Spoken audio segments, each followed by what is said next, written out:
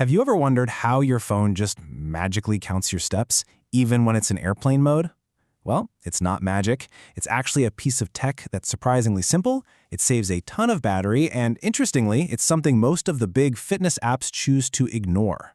Let's get into why that is. And this is a serious question. A lot of us download a step counter because we want to improve our health, right?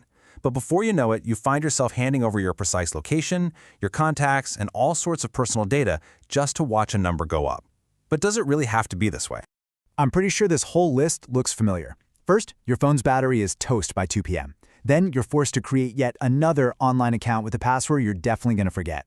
You're getting hit with ads all the time, and worse, in the background, your personal health data is being packaged up and sold. These aren't just little annoyances. They're symptoms of a system that's pretty much designed to work against you. So how do we fix this? Well, first, we've got to understand the tech.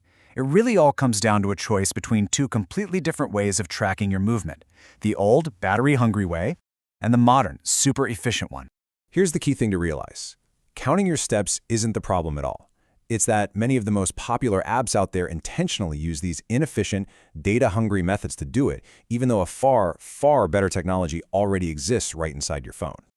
I mean, just look at this contrast. The old way uses GPS, which is constantly pinging satellites. That absolutely destroys your battery, and of course, it tracks your exact location. But the modern way, it uses a built-in hardware sensor. It doesn't need the internet, it barely uses any power, and it only knows one thing: the physical jiggle of you taking a step. And here is the hero of our story, the accelerometer. Okay, think of it like this. Imagine a tiny little marble inside a tiny box in your phone. When you're standing still, that marble is still. But when you take a step, there's a little jolt, right? That jolt makes the marble bounce in a very specific, repeatable way. The accelerometer just feels that bounce and counts it as a step. It's really that simple. It has no idea if you're in Paris or in your living room. It just feels the motion. So how much battery does this amazing little chip use?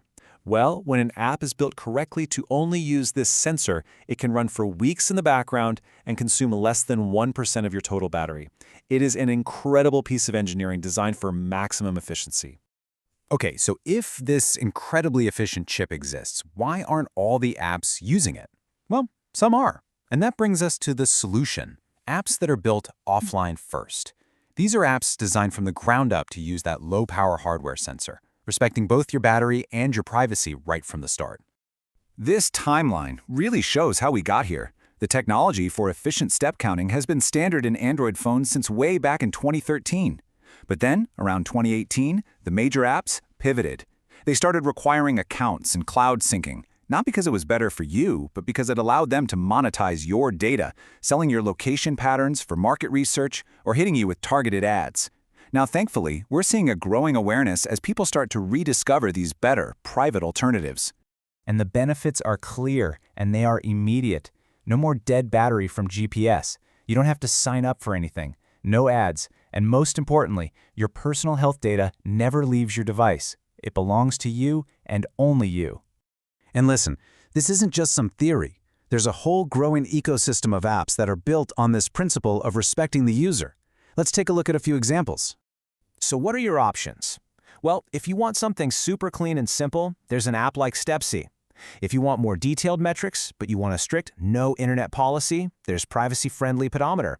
And hey, even some popular apps have decent offline modes. The point is, you don't have to sacrifice features for privacy. You can have both. And you don't have to take my word for it. This quote from an open-source mobile developer really says it all. The whole idea that you need GPS and a cloud account is just a myth created to justify collecting your data.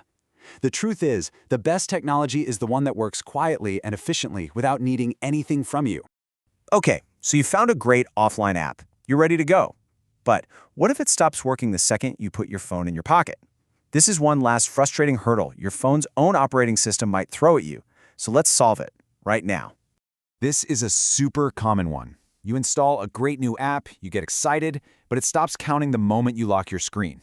Now, this isn't the app's fault. It's actually your phone being a little too aggressive with its battery-saving features and killing the app in the background. Luckily, there's a simple fix. Just follow these steps.